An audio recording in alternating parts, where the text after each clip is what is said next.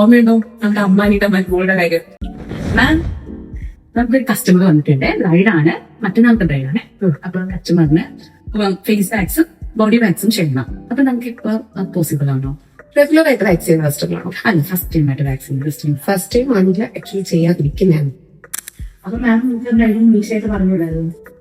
മീശ നമുക്ക് മേക്കപ്പ് വെച്ച് കവർ ചെയ്യുകയും ചെയ്യാം. ഇപ്പൊ വാക്സിൻ ചെയ്തിട്ട് പോത്തുമായിട്ട് കല്യാണത്തിന് ഇങ്ങനെ വിളിക്കാൻ.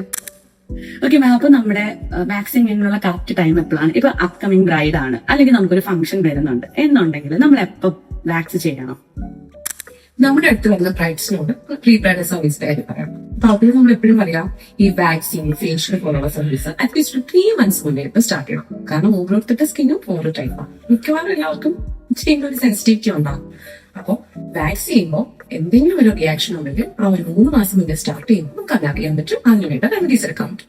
പക്ഷെ പലരും എന്ത് ചെയ്യാം, കൃത്യസമയത്തിന് മുന്നേ ചെയ്താൽ മതി. ഒരാഴ്ച മുന്നേ എനിക്ക് ആ വാക്സിൻ ചെയ്യണം, ഈ വാക്സിൻ പറയും, അത് കഴിഞ്ഞ റിയാക്ഷൻ വരുമ്പോൾ നമ്മുടെ പ്രോഡക്റ്റിന്റെ കുഴപ്പമെന്ന് പറയും. അതല്ല ചെയ്യേണ്ടത്. 3 മാസം മുന്നേ സ്റ്റാർട്ട് ചെയ്യുമ്പോൾ വേണ്ടിയിട്ട് നമ്മുടെ സ്കിൻ കണ്ടീഷൻ നമുക്ക് അറിയാൻ പറ്റും. ആ ബ്രൈഡിന്റെ ഹെയറിന് നല്ല ഹെയർ ഗ്രോത്ത് ഉണ്ട്.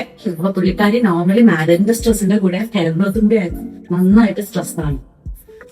അത് ഒബ്വിയസ് അല്ലേ. ഇപ്പൊ ബ്രൈഡ് ആകുമ്പോൾ എന്തായാലും സ്ട്രെസ് ഉണ്ടാവും. കല്യാണ ദിവസം എന്റെ ലുക്ക് എങ്ങനെ ആയിരിക്കും, എന്റെ സ്കിൻ എങ്ങനെ ആയിരിക്കും, മേക്കപ്പ് എങ്ങനെ ആയിരിക്കും. അപ്പൊ അതിന്റെ കൂട്ടത്തില് ഈ പ്രോബ്ലംസ് അവോയ്ഡ് ചെയ്യാൻ വേണ്ടിയിട്ടാണ് നമ്മൾ പറയുന്നത് ഒരു pre bridal service at least 3 months മുന്നേ സ്റ്റാർട്ട് ചെയ്യും. ഓർമ്മയുണ്ടോ നമ്മുടെ അമ്മാനിയുടെ മരുമോളുടെ കാര്യം? പുള്ളിക്കാർക്ക് പോലും കല്യാണത്തിന്റെ സമയത്ത് മൂക്കിൽ വന്നിട്ടുണ്ടായിരുന്നു. അപ്പൊ കാഴ്ചയായിട്ട് മൂക്കിൽ വരുമല്ലേ മാം? പിന്നല്ലാതെ ഈ ഹോർമോൺ ഇംബാലൻസ്, സ്ട്രെസ്, പിന്നസ്, ഇതൊന്നും ഫിനാൻഷ്യൽ സ്റ്റാറ്റസ് നോക്കിയിട്ടല്ല വരുന്നത്. നമ്മളെപ്പോഴും ബ്രൈഡാണോ അല്ലാത്തത് നമ്മളെപ്പോഴും സ്ട്രെസ് ഫ്രീ ആയിരിക്കാം. നമ്മുടെ സ്കിൻ അതനുസരിച്ച് ഗ്ലോ ചെയ്യും.